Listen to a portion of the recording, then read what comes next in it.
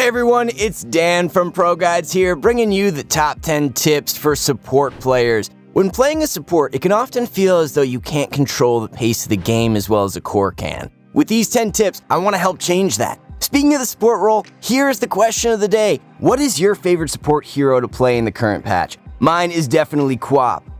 As a support player, it is easy to fall into the trap that you simply don't need to farm. However, if you are a Bane with only Tranquil Boots and Magic Wand by minute 30, you will have a significantly harder time casting spells when compared to having Tranquils, Magic Wand, Glimmer, and Force. In my opinion, the times you should prioritize farming is for when you need to acquire key items, such as Glimmer, Blink, or even a Force Staff, because these items will completely change how the next fight could go. Of course, you ideally don't want to take farm from your core, so by heading to the dead lane, you are hitting two birds with one stone. Generally, your cores are going to want to take safe farm because they don't want to risk the potential of dying. The dead lane is a risky place to acquire farm, but if you're a support that has an AoE nuke, you can safely farm from a distance. Don't be too worried about dying, for even if you die, it isn't the end of the world, the reason being that your value isn't that high.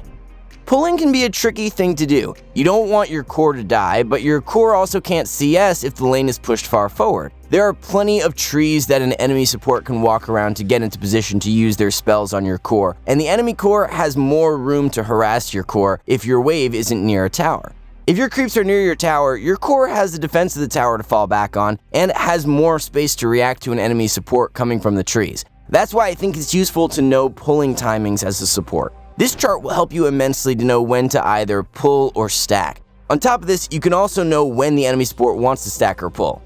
When the enemy support is missing and the timing is approaching for pulling or stacking, you can be quite certain that the reason they left is to complete one of these actions. Otherwise, that support is just wasting time, which isn't encouraged. Be annoying to the other support and block the camp they're stacking or draw aggro from the creeps they're trying to pull. This will help your core remarkably since they're free to deal with only the enemy core at this point.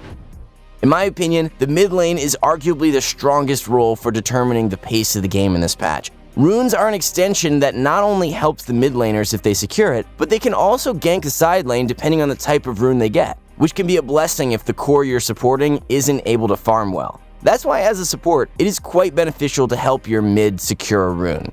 This is more important for position 4s to do, but position 5s can do it as well. Definitely look to help secure a rune if your core doesn't need you. A great way to secure a rune is by placing your body in the river at this time, because you can ward off the enemy midway from the rune with the threat of your spells and auto attacks with your mid laner nearby. As a result of you being at mid though, your core in the side lane is now in danger at getting pressured if not dying. To leave your core in a more safe position, I recommend pushing out the wave and then pulling. The ideal scenario is to pull a stacked camp, because it will clear the entire creep wave that you pulled. This will make it so during the time you're gone, your wave is near your tower, which will keep your core protected in the meantime that you're gone. Usually, as a support, you would rather not take your core's CS, but if your core is not able to take the ranged, then by any means, take it. The ranged creep isn't worth getting denied, nor the damage it can do to your core if they try to CS it, especially if your core is a melee hero. The reason for this is because your core will usually aggro the enemy creeps onto your ranged creep. As a result, the enemy melee creeps act as a shield for the enemy ranged creep. If your core attempts to go for the ranged, then they will have the enemy heroes harassing them freely. On top of this, if your core tries to harass the enemy heroes, the enemy melee creeps will start aggroing onto your core. This onslaught does a significant amount of damage in a short span of time for little punishment to the enemy heroes. You can bypass the potential deny and damage to your core by using your auto attacks and spells to secure the ranged creeps. The times where you don't need to secure the ranged as a support is when your core has a spell that can get ranged creeps, like LC's Overwhelming Odds. In general, dying in Dota 2 is considered to be bad. However, when you're dying to a 5-man smoke gank, then it is what is considered by pros to be a good death. A good death is one where the resources invested by the enemy team is greater than the benefit of killing you. The 5-man smoke was intended to ideally find a core so that they could threaten high ground, take Roche, or attain more farm while one of your cores was dead. If you're able to prevent one of your cores from dying in this scenario, I would consider that ideal. In order to achieve this, you can stand on high grounds when you notice that all the enemy heroes are missing for some time. I think it's crucial to be near your cores, particularly in the mid to late game, At this point, the enemy team sees your core as a juicy way of winning the next engagement because your core is a sitting duck in a lane. Lanes have to be pushed out because you don't want your buildings to be threatened by the enemy heroes. The farther out the lane is pushed onto the enemy side, the more dangerous it is for your core to be there. However, the enemy team won't wait for the creeps to be pushed up. Instead, they're likely to utilize the smoke to gank one of your cores. By being in the vicinity of your core, you can help save your core through the use of Glimmer, Force Staff, or Lotus Orb to bide enough time for either your team to get there or for your core to escape. Whenever you have nothing better to do in Dota, generally stacking neutral camps should be your default action.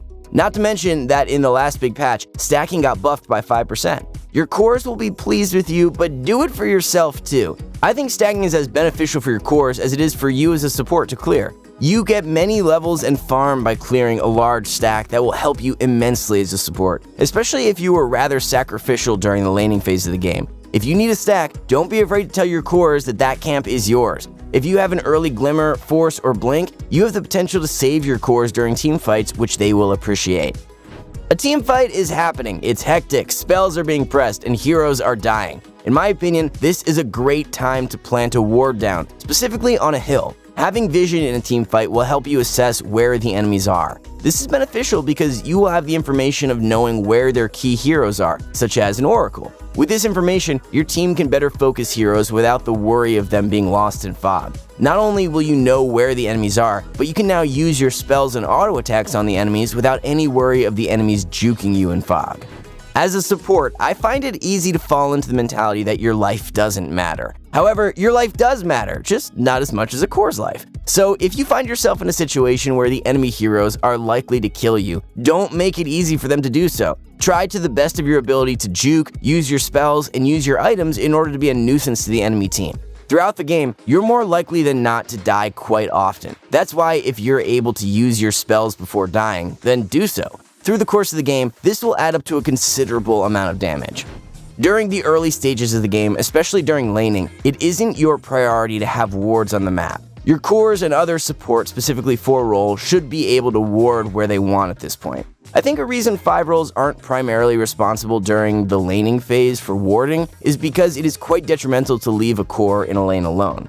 When the first couple of wards expire and the second set of wards are coming off cooldown around the 5-minute mark, your mid, safe lane, and off lane will need wards.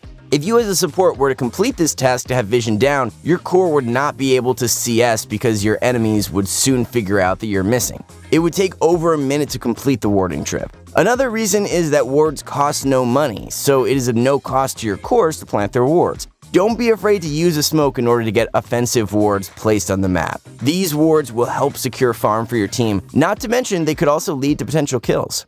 Thanks for watching these support tips. I really appreciate you all taking the time, and I truly hope you enjoyed and learned something from these. Please subscribe for more content like this, and we will see you all in the next video.